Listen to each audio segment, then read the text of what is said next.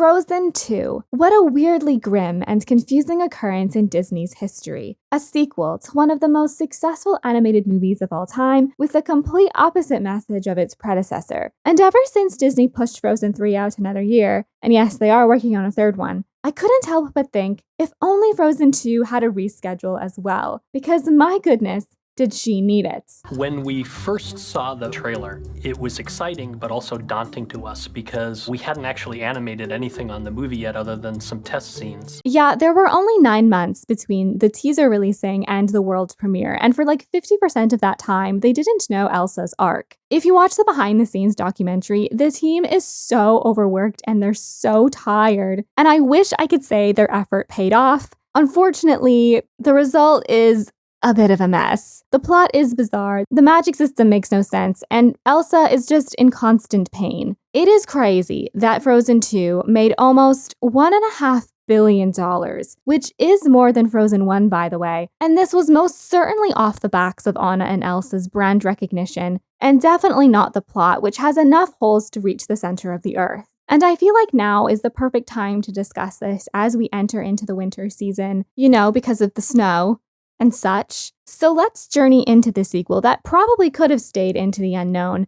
for all of us. We begin with Elsa and Anna playing as kids at the best time of the day. Anna whispers this to Elsa, "Let's make a big snowman," which is actually quite a cute hint that this is the same night as the beginning of Frozen 1, just earlier. Their father tells them a fun bedtime story about how their grandfather died, which I feel like is maybe not the time for these 6-year-olds, but this really does set the tone for the amount of pain and suffering we're about to endure. This backstory is a little lengthy, but I do have to explain it so that we understand the rest of the story, so just bear with me. To explain this, I am going to bring back my trusty wand. Now, she is a new addition to the channel, and I've had quite divisive reactions to her. Some of you love the wand, some of you think it's the most distracting thing to ever grace the YouTube platform. However, for me, she has been really helpful in enchanting against the copyright demons, so it would be nice if we could keep her in some of the time. I'm not going to bring her back for the whole video, she'll just be in every so often, just for when I really want to emphasize or explain things. However, your enjoyment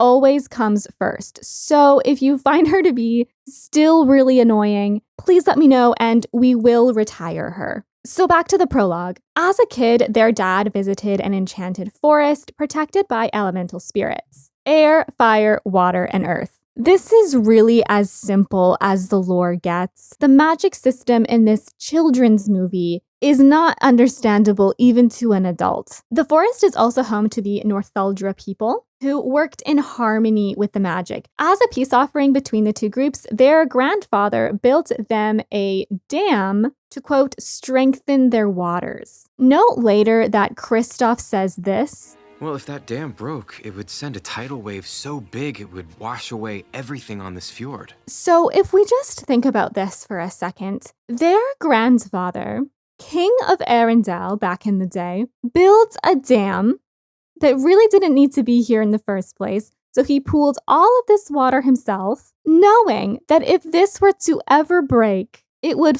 flood his kingdom and kill everyone in it.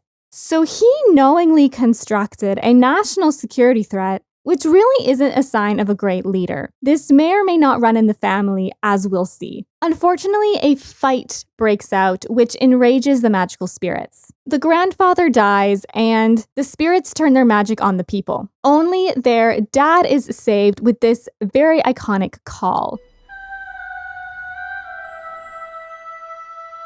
I feel like this is really the only thing Frozen 2 is memorable for, but is that because of the iconic woman that sings this call, known as Aurora, versus the story itself? Who's to say? Then the spirits vanish into thin air, and a prison mist locks everyone out and separates the two groups. And after that joyful tale, their mother sings them a lullaby about a mystical river called Otahallan that knows all of life's memories, but will also kill you. But not too far or you'll be drowned.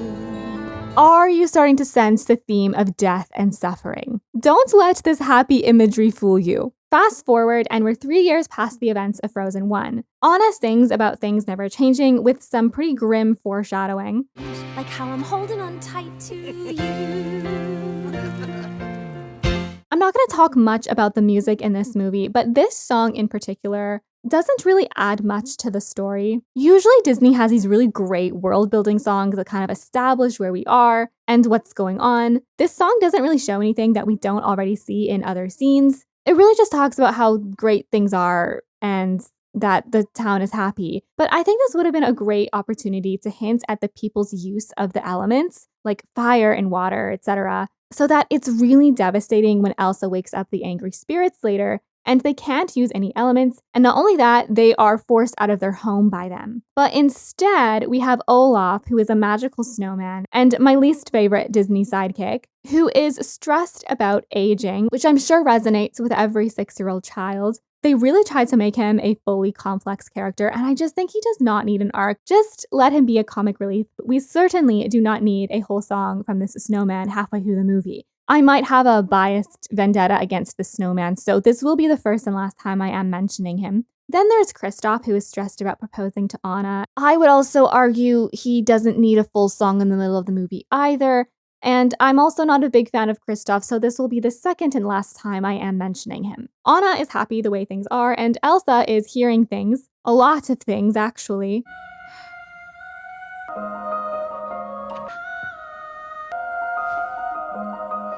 And yes, I'm sure you're wondering, but I can play this riff on the piano.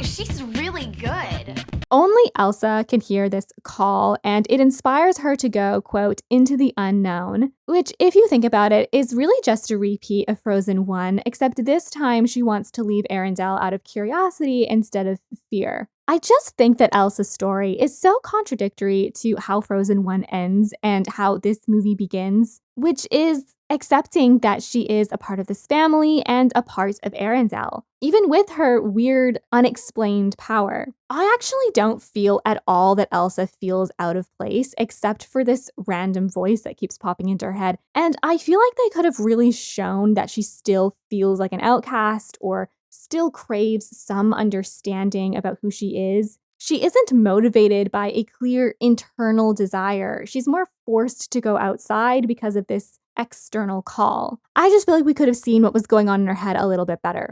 As I feel my power grow. And you know, I'd like to know what she means by this. I think maybe going into the unknown would make so much more sense if her powers were behaving strangely. And she needs to go into the unknown because she wants answers, and Arendelle doesn't have them. Also, this sequence, are you kidding? This is so beautifully animated. What the heck? I love this sequence. Is this not beautiful? It is. It's stunning. I love, like, look at this little slide.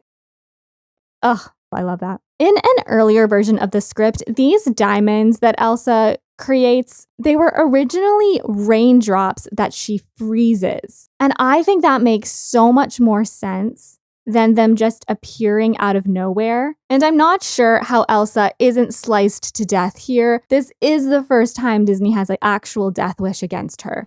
I woke the magical spirits of the enchanted forest. Now awake, the elements force everyone out of the kingdom because they're still mad about the past. Now, I thought that the spirits only existed in the enchanted forest. Why are they now in Arendelle? Now, I know that technically this is just drama for the story, and now the girls have to save their kingdom and such, but it just sounded like in the prologue that they were native to the enchanted forest and that Arendelle had never seen magic before. You've seen an enchanted forest? So, I don't know, just a little bit odd that they're now not confined to the forest. Why would you do that? Because of the voice. This is also not clicking for me because what about this voice told you to wake up the angry spirits of the past? I thought you just wanted to find the source of the voice. Was this step really necessary? Because this girl also knowingly puts her kingdom in danger. I think what would have made a little bit more sense is if waking up the spirits also impacted her powers. Like, for example, maybe her powers are behaving erratically and she awakens the spirits on accident. Or maybe her powers start to disappear, and so she awakens the spirits to hopefully bring them back. Instead, it's just the voice told me to. Like, if I heard my sister saying that, I'd be like, So to save Arendelle, they're told they have to fix a past lie, which all goes back to the prologue. So Anna, Elsa, and company go to the enchanted forest in dresses they, I guess, picked up while evacuating in their pajamas. This is an inconsistency, but it is an animation. I'll give them a pass. And also, the costume design in this movie is 110% stellar, so I don't mind. Once in the forest, everyone almost dies in the wind spirit's tornado, but Elsa calms the spirit in the most obvious way possible by attacking it. Aggression is also how she calms the fire spirits. I don't know if it's just me and my brain, but it was so unclear to me that Elsa was calming these spirits because she doesn't really do anything but fight them. She starts to use her ice powers and then they just realize that she's magical and then they're all better. Exercising violence just seems like a very odd way to induce calmness. And I feel like with her understanding of the elements and magical elements, that would be able to give her the knowledge to calm these spirits down. And on this note, why couldn't Elsa calm the spirits in Arendelle like she does in the forest? This is quite a solvable problem, and we could have skipped going to this forest entirely. Elsa also makes ice memories, which just raises a whole other bunch of questions about her magic abilities. Not only can she now make dresses and sentience, but she's also a historical psychic. Although, don't get it twisted, she is not as psychic as me. Even YouTube agrees. And as we know, AI never makes mistakes. Out of the brush, the Northuldra and the old Arendellian soldiers appear. So it turns out that they've been trapped in this prison mist the whole time. And it really says a lot that the Northuldra people have not taken the Arendellians out because there's only about 5 of them left. So one of the first of many obvious hints that they are the better people. Our mother was Northuldra.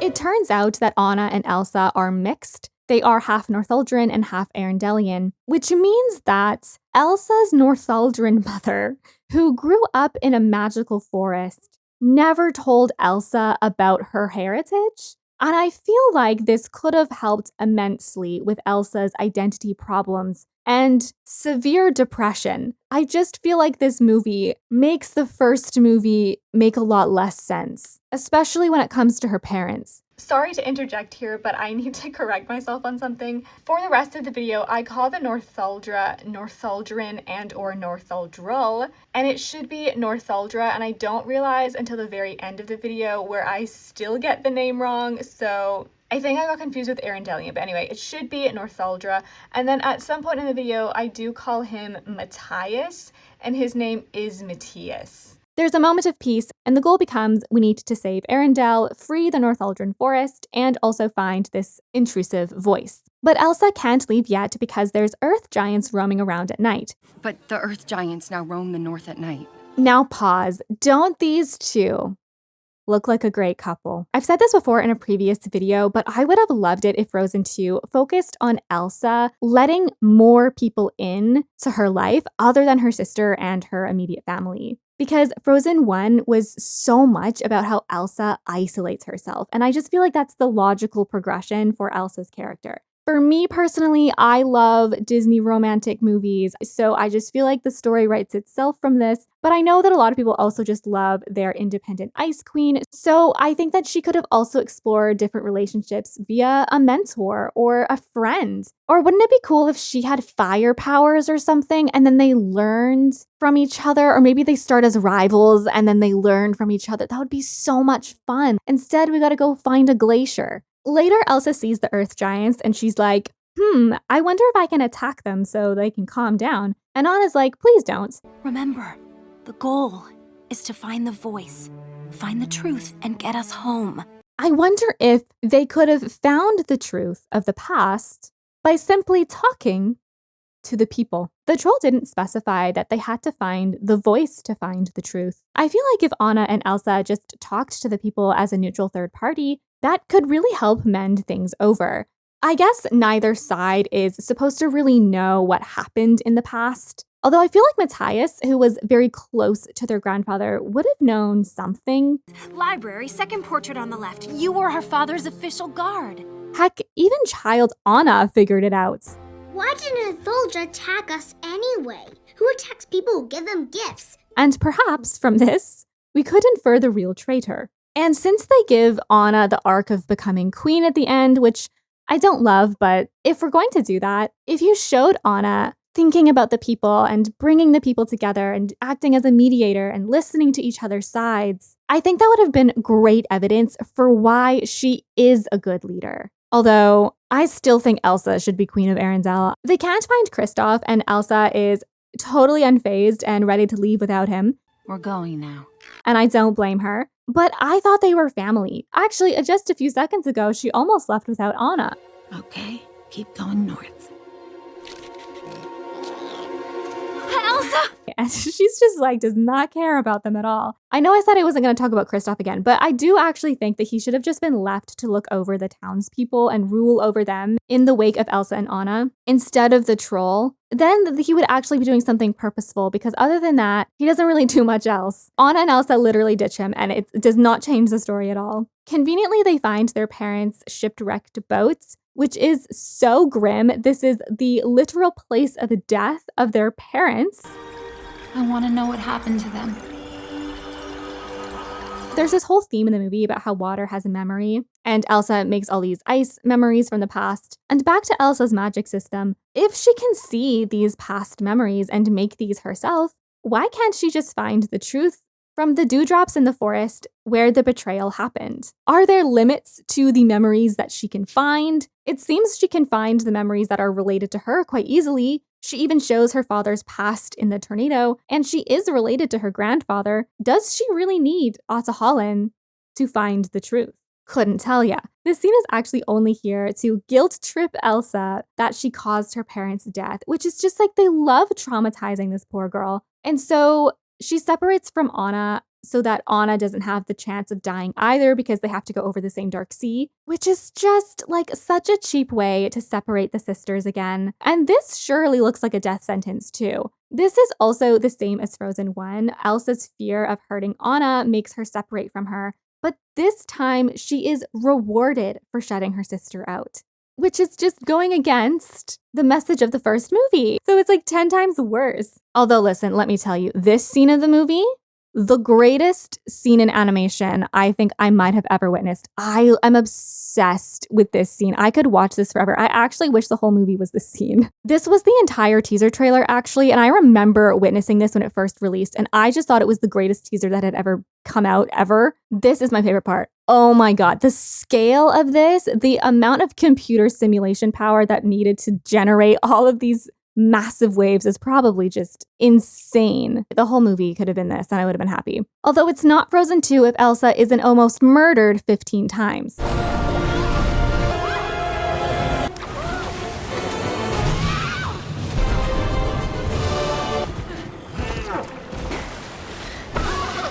Also, where can I get these Polly Pocket boots? Also, I would have wanted this horse so badly if I was 6. Anyway, so Elsa finds Otto Holland, yada, yada, yada. But my question is, who is this voice? Is it Otto Holland calling Elsa through the memory of her mom? Because her mom cried this out when the curse fell over the enchanted forest and saved her dad.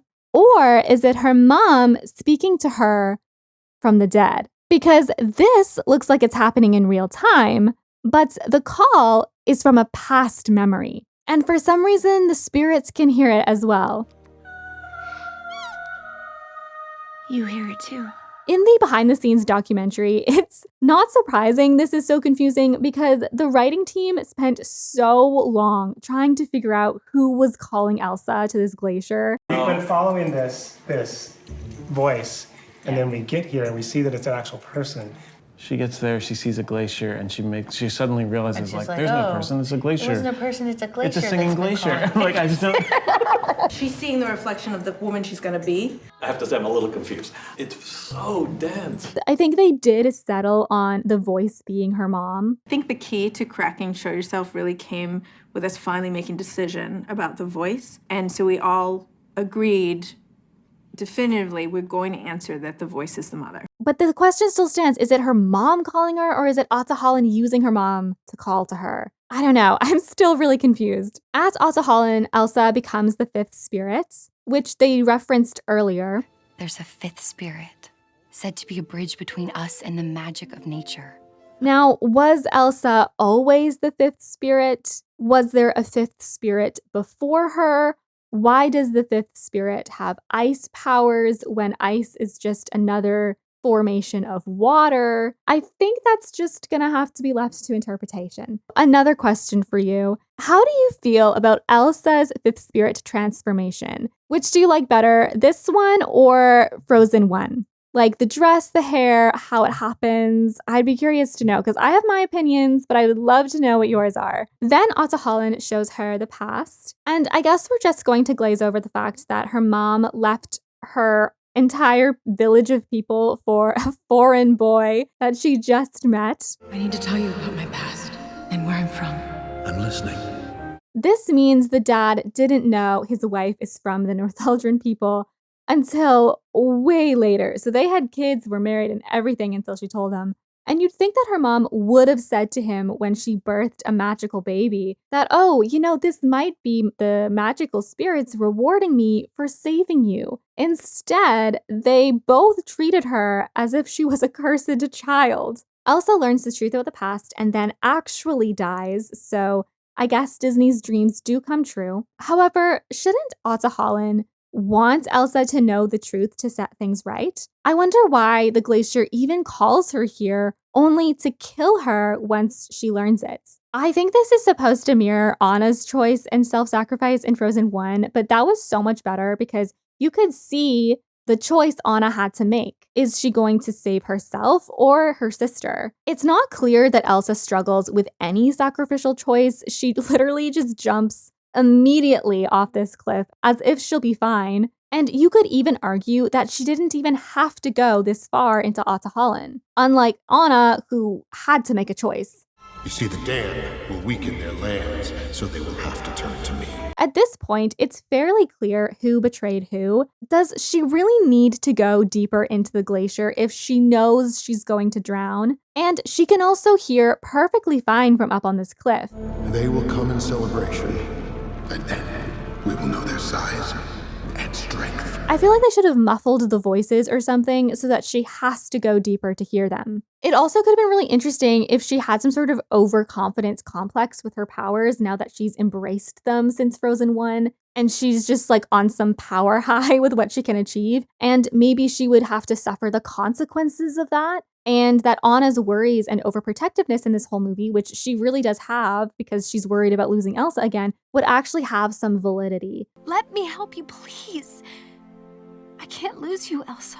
But I don't think they really sell the fact that Elsa has this overconfidence complex. She's really just more motivated to find out the source of the voice.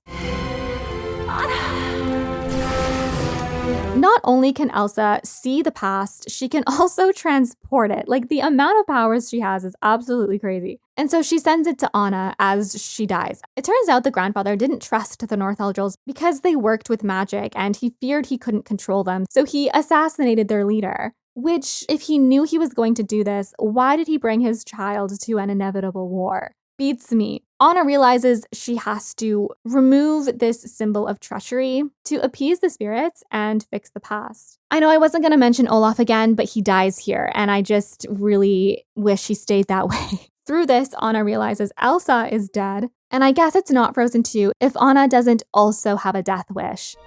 Hello, darkness. I'm ready to succumb. But don't worry, she does break the dam, unlocking the prison mist. Breaking the dam also thaws Elsa, and she saves Arendelle from a flood. Where does all this water go?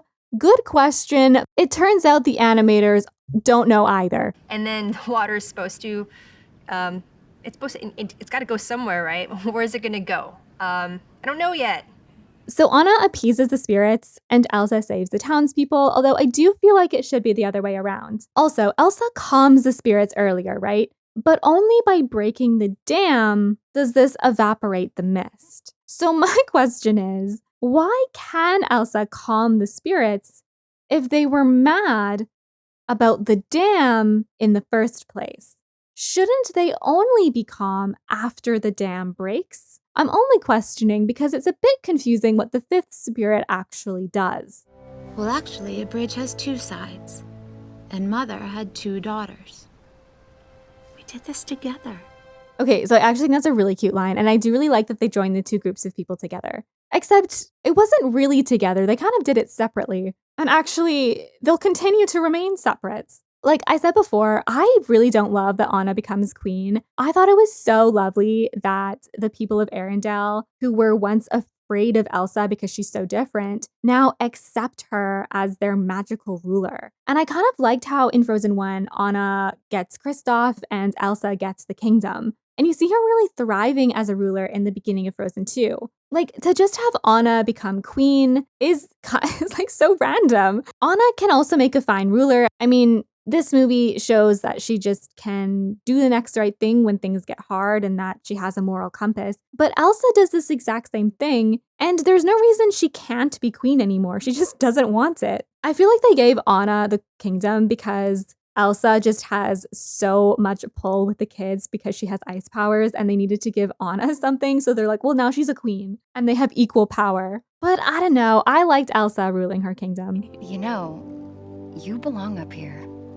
But does she belong in the Enchanted Forest? Elsa becomes this protector just in case there is a threat, which is so odd because everyone is at peace now. We don't even see Elsa and the Northuldril people. Northuldrin? Is it Northuldrin? I actually think I've been saying this wrong the whole time. I think it's Northuldrin. My bad. But we don't even see Elsa working with them and the elements in the end. I always thought Frozen was about the sisters, and that's what made it really unique. Now Elsa isn't even human, and they're more separated than ever. I think Elsa's story, though, is the most disappointing because what does she even learn? Elsa craves understanding, but this movie just confirms that she's special and no one will ever understand her. The first movie was about not isolating herself, and now she's isolated forever. I feel like she's so dehumanized and alone, and it's just too much suffering for her. I also don't think Elsa really cares about her origins or her destiny. I mean, sure, after Frozen 1, it's a fair question to wonder why she's like this, but is that really the next logical step to chase after this ominous voice? I would have loved to have seen Elsa learning more about what she can do now that she's embraced her powers, learning to let more people in now that she knows that isolating herself is unhealthy, and finally discovering herself because she spent so much of her youth alone and repressing herself. And I don't think her self-discovery is necessarily about her powerful origins, just her identity. Who is Elsa outside of her powers? I actually think you could have totally left all her powers unexplained. Lots of things in life are. By the end of Frozen 1, she accepts that she has them, and now she gets to explore them. I also think it would have been so interesting to explore her trauma. I mean, maybe that's a little bit dark for Disney. I don't know. I just think there's so much interesting stuff to explore with Elsa, and they just chose the least interesting option. I mean, come on, you couldn't have even put in a fire girl and have them battle it out as elemental princesses. I mean, that'd be so fun. Frozen 2 just makes absolutely no sense. I really don't think Elsa deserved this. I'm very curious to what they're doing for Frozen 3. I'm not sure how telling it is that they delayed it another year, although I think 2026 was always a tentative release date. I'm just happy that they did allow it to be delayed, so I'm really hoping that helps the story. When you watch this behind the scenes documentary, it is so sad because there are countless hours that these people put into this movie. And I do feel bad coming in here and being like, gosh, this movie was so bad, when so much work went into it. But I guess that's just what happens when you don't give them enough time. In Frozen 1, I had a year, but with this, it's been 4 days. Do you like Frozen 2? And do you have hope for Elsa in Frozen 3? Make sure you don't go to a magical singing glacier and jump off a cliff because you'll die. And I don't want that to happen to you. I am blessing all of you with magic and love. So have a good night, guys. And thank you so much for watching.